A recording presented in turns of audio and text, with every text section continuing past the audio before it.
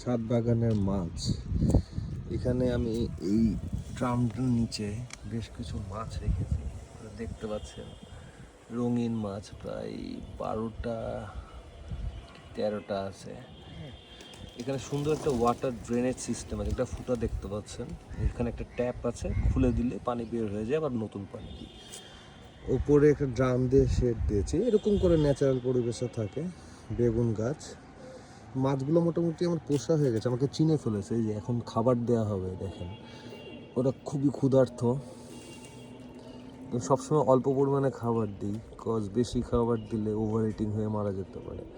দেখেন কি সুন্দর করে খাচ্ছে, অসাধারণ লাগে ওদেরকে খাবার দিতে। এবং ওরা যে আমাকে চিনে গেছে, আসলেই একটা খাবার জন্য একটা ছোটাছুটি করে, এটা খুব ভালো লাগে।